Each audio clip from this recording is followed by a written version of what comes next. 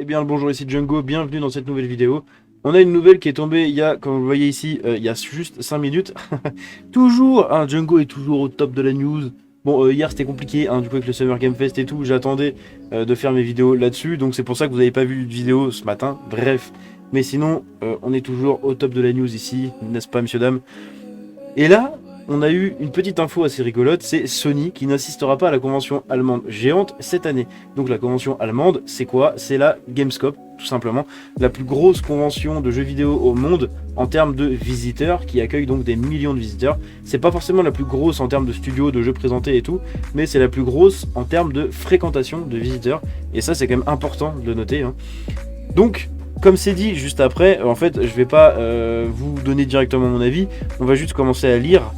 Dans ce qui est en train de devenir une tendance constante, Sony ne participera plus à la Gamescom cette année.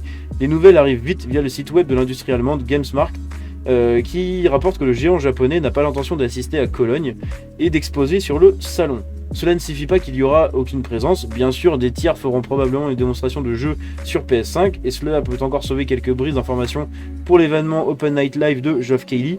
L'année dernière, par exemple, il a révélé le DualSense Edge. Ah ouais, je savais pas que le DualSense Edge avait été... Ah ouais, ok. Autant pour moi, je me rappelais plus. Historiquement, le détenteur de la plateforme aurait aussi une énorme présence à la Gamescom, organisant même des conférences de presse entières lors de l'événement au cours des années passées.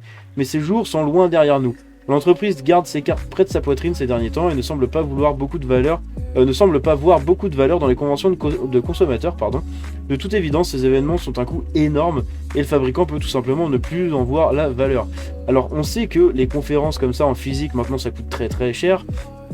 On sait aussi que depuis le Covid, en fait ils ont découvert qu'ils pouvaient très bien se passer de tous ces trucs là et faire leur com à leur manière, comme ils veulent, sur les réseaux en ligne, donc via des streams, tout simplement des lives.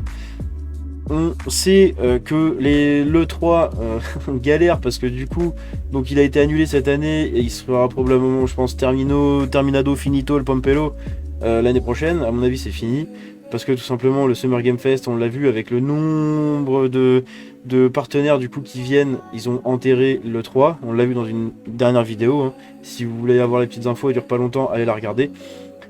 Là, donc c'est évident, on savait très bien qu'ils allaient pas venir, mais c'est quand même dommage. C'est dommage en fait parce que Sony on les voit plus nulle part. Ils sont pas à l'E3, ils sont plus du coup à la Paris Games Week, ils sont plus nulle part. Ils sont plus nulle part à part en ligne. C'est dommage parce que bon, ils ont quand même une grosse base de joueurs et tout. Bref. Games Market souligne qu'avec l'absence de Sony, il est peu probable qu'il y ait une présence sur le show floor de la prochaine exclusivité Marvel Spider-Man 2, ce qui semble être une hypothèse sûre. Oui, je pense.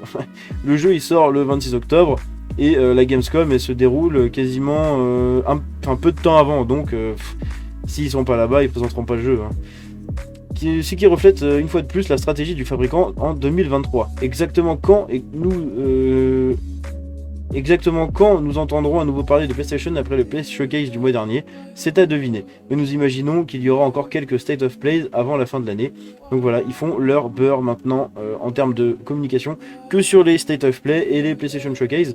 Quand on voit celui de cette année, le Showcase, c'est un State of Play plus, on va dire, tout simplement. Bref, donc encore une fois, ils annulent leur présence à un événement majeur en termes de convention de jeux vidéo. C'est dommage, moi je trouve ça vraiment dommage. Après, quand on regarde de l'autre côté, ben on les comprend tout à fait. En fait, ils vont pas dépenser des thunes là-dedans, alors qu'ils peuvent très bien faire leur communication comme ils le souhaitent en ligne. Et au moins, ils sont pas pressés pour sortir des trailers. Ils ont pas la pression justement de devoir être présents avec des grosses choses à montrer. C'est une stratégie comme une autre. C'est dommage, mais bon, ça reste le futur du jeu vidéo. Bref. C'est tout ce que j'avais pour aujourd'hui, j'espère que cette petite vidéo rapide vous a plu. Si c'est le cas, vous pouvez la liker et vous abonner en activant la cloche, me suivre sur tous mes réseaux, tous les liens sont dans la description. Je vous dis à la prochaine, c'était Django, ciao.